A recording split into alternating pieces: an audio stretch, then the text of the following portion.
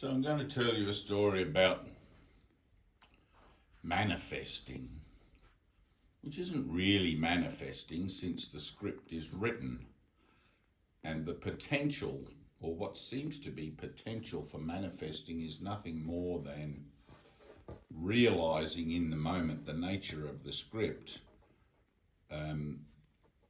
objectified, I guess, against the background of possibility that that may not occur, or that something else other than what you perceive to be your own best interests could possibly happen to you.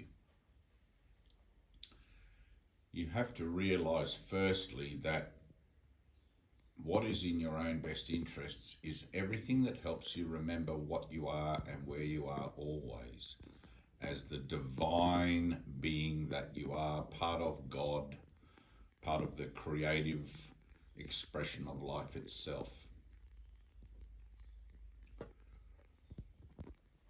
The journey of the soul that we are on is one where the illusion of free will seems to present the options of possibilities, but in actual fact, what people confuse with manifesting is actually stepping onto the path of your divine destiny, I guess, if you like. The nature of that, of stepping onto that path, and you may wander off many times before you learn how to stay true to it, the nature of it is quite surprising. And so you'll say, well, I was just thinking about things like that, and there it is, and I was just wanting to do something, and then the opportunity arose, and we say to ourselves, oh, I must have manifested that because I thought about it and talked about it, etc. And well, in a sense, yes, because in your mind you are aware of the storyline you're following. And no, because there's no such thing as free will. Everything that happens is meant to happen, and there's no possibility that you can go back in time, change the decisions that you made to affect a different outcome. The choice you make here and now is the choice you are meant to make. There are no coincidences and no accidents.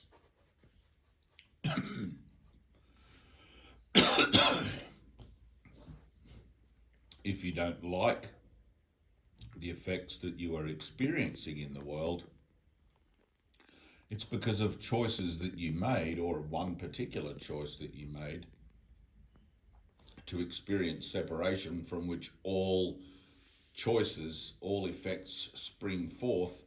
In this world, being the opposite of unconditional love, they show up as the yin and yang thought system, or through the yin and yang thought system, the dualistic thought system of good and bad, of love and fear, and all these opposites. Love, of course, in the world being conditional love, not unconditional love that we tend to associate with the universal or spiritual love. So as you begin your journey, your spiritual journey, you find the path, and you begin the journey to abandon, or to release, or to let go, or to surrender to the inevitability of the singular nature of love. Everything else just naturally falls away, and you find yourself walking the path that you were destined to walk, that you've always been going to walk, as if it is an incredible adventure. All of the stress and the strain and the anxiety of trying to get things and accomplish things, it all falls away as you surrender to divine will and simply enter into a state of total acceptance of what is in this moment.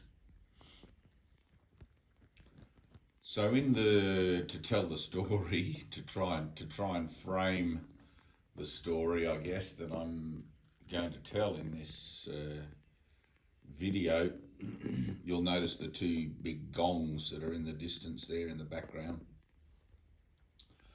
Well, one of the things that happened for me in the last, probably only in the last couple of weeks, is something that happened some months ago, probably 6 months ago.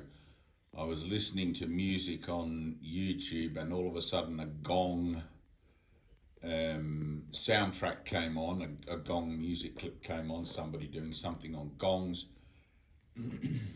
and it struck me that the nature of the gong, the single resonance of the gong, has some kind of association in me that, for want of letting it go and moving on and all that sort of stuff, might perhaps be useful. And so I found initially in the months gone by, I let that go because I didn't know anything about gongs, wasn't particularly attracted to the gong itself, it was more the sound. And it came and it went, and I let it go. And in recent weeks, it's come back. So this fascination or this attraction to the harmonic of the gong sound, has come back, and I found myself again listening to gong meditational clips and different gong tuitions. And I posted one of the gong meditations in our Zoom group and sent it out to a few people that I thought might be receptive and just asked for a bit of feedback on it. Right, so this is putting some energy into it. And people who like the idea of manifesting, that's what you do. You put some energy in. If you're a fan of the movie Field of Dreams, you build it and then they will come. Right, so this is the principle that I'm trying to elaborate on here, as well as the flip side of that principle of not knowing how anything is meant to look. Right, so anyway, I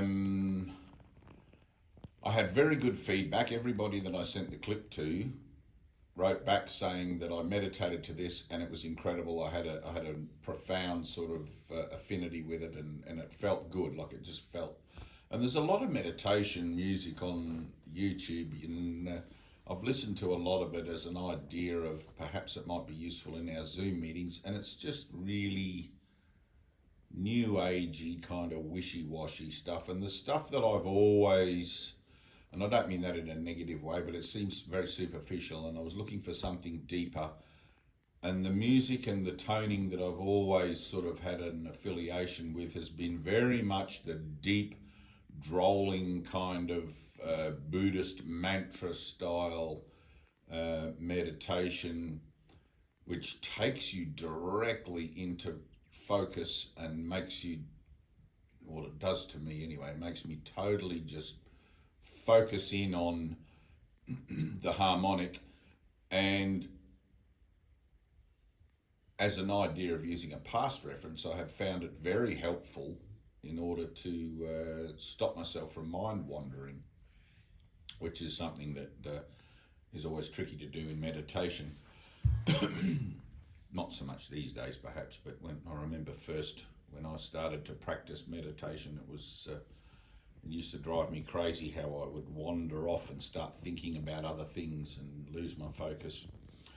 But anyway, all of that being said, I did look into, and I put it out to a few of the guys in the Zoom group, Dana specifically, if maybe we can borrow some gongs or hire some gongs, because I'd been online in Australia and I had looked at all of the websites I could find that sold gongs, and particularly the one at the bottom, the Saturn gong, which is the big one, over that one, and then the moon gong. But the Saturn gong came in incredibly strongly for me, because it was the primary gong in the meditation that I was listening to, that I sent out to everybody.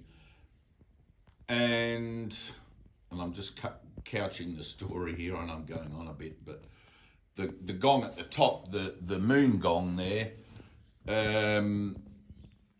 I knew there would be two gongs, right? So, and these particular gongs are apparently attuned to a certain harmonic, which is resonant to the planets and the stars and all that sort of thing. And I have actually spent time listening to the sound of the universe that was captured by NASA on one of their satellites, and sound array systems. I don't even know what to call them, but there is a sound to the universe.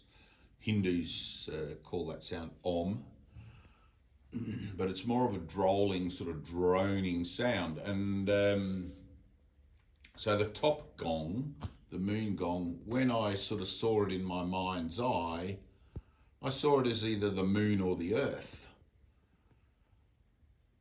But anyway, to get to the point, I couldn't find any gongs. We couldn't rent any or hire any. There was no one that had any that could loan them to us.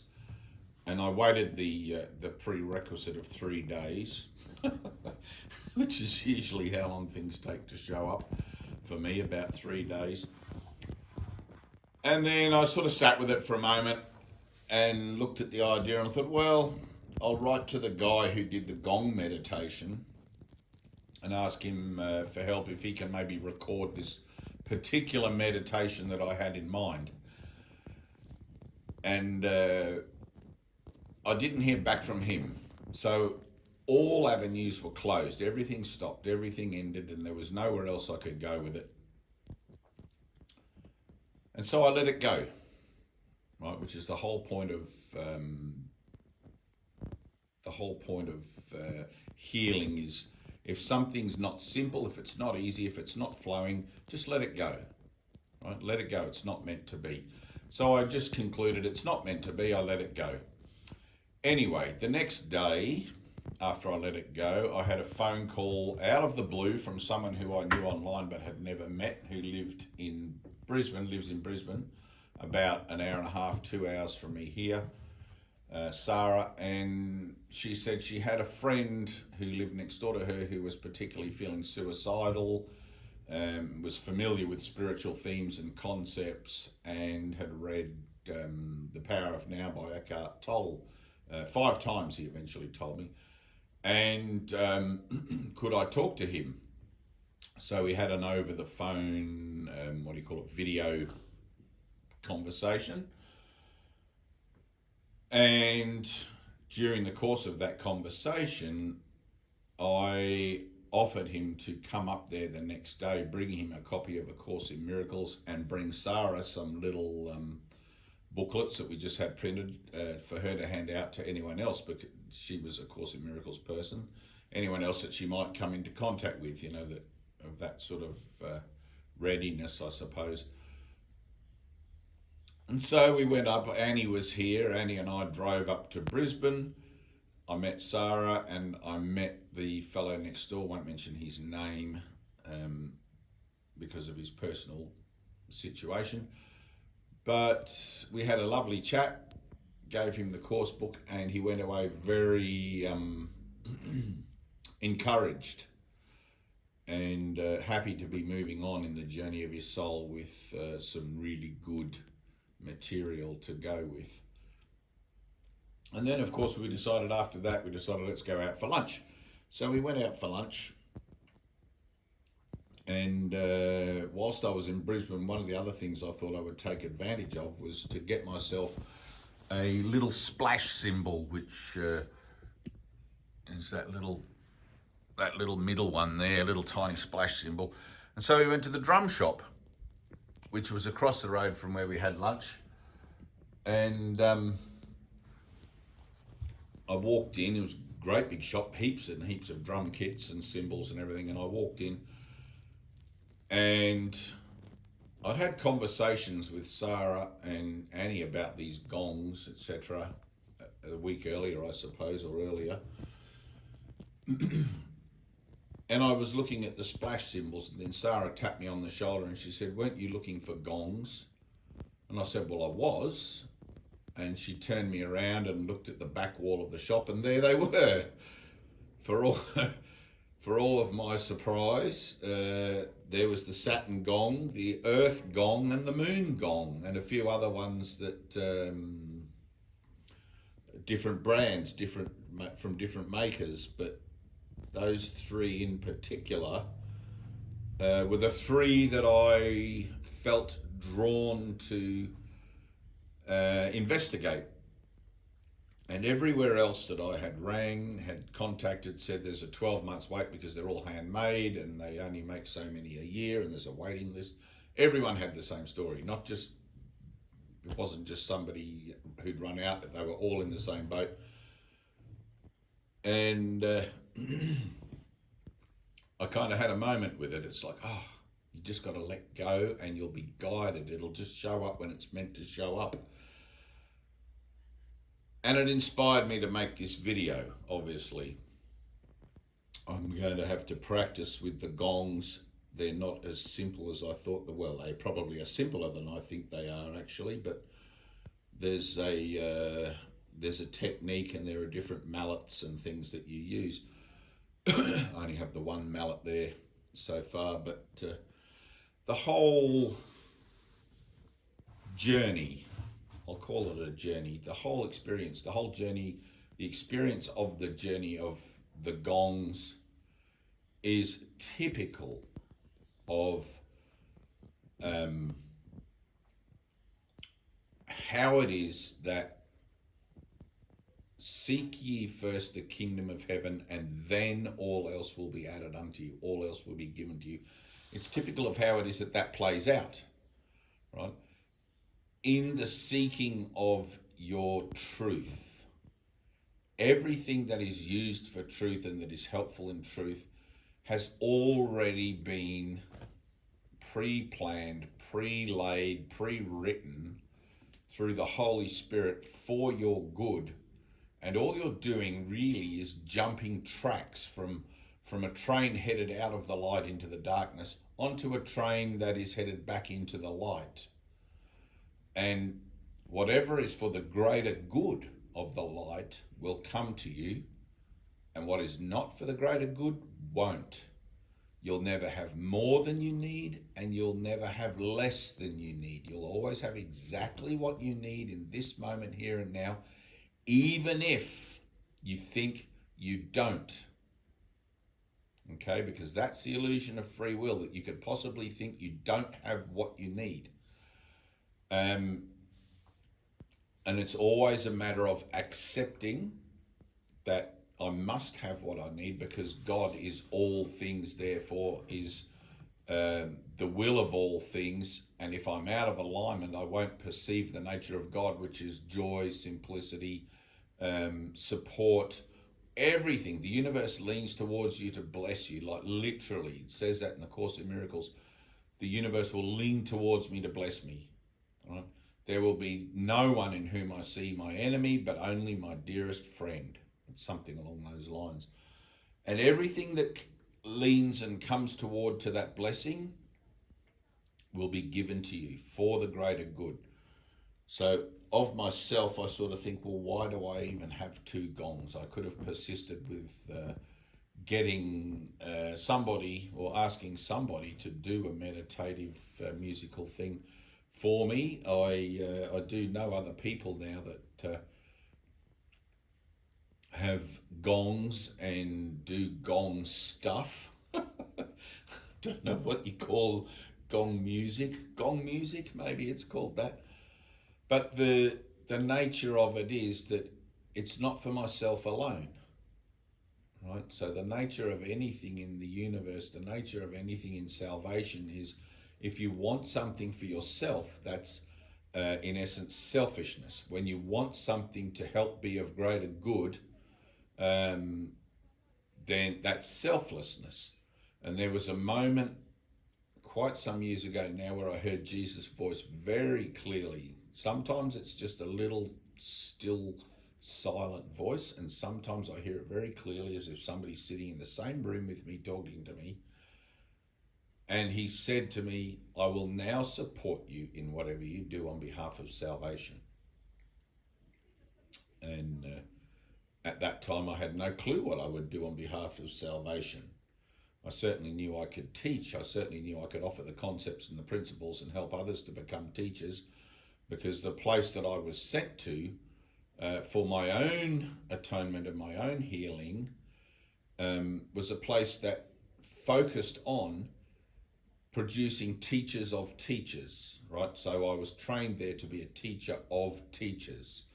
And that has transpired to prove itself to be true to me through the last 26 years of my experience with A Course in Miracles. The story of the gongs, just to reiterate, the story of the gongs is a beautiful story. It's a story of letting go and letting God, of giving up. It's a snapshot, a small window of the ultimate idea of giving up, which is giving up the world and finding God as the experience of enlightenment. But to be able to see that manifest, to be able to see that in playing out in the relationships in the world as letting go, everything is letting go and letting God. To be able to see that and to have it show up in such an obvious way with the exact gongs and in the path of doing the divine work, carrying this message to others, etc., feeding my sheep, as Jesus says in the Bible, all good things come to you. You know, surely mercy and goodness will follow me the rest of my days of my life. Anyway, that's it. Just thought that might be interesting. I love you guys. Tina is away still with her parents. She will be back in the next week or two, and then we'll organise some more Zoom meetings. I know some of you guys have been itching and keen to get back into it. We're going to get back into it with doing the first 50 lessons, and as a group, which is an incredibly powerful occurrence. If you haven't yet been to a Zoom meeting, you'll find in many of the videos, in almost all of the videos below in my channel, you'll find the links for the messenger group or the whatever it is they're in, the WhatsApp group or the Zoom group or something. Just send Tina a message and just say I'd like to be included in that, and you'll get a notification when the next one's happening with the link, etc., etc. So, all right, peace.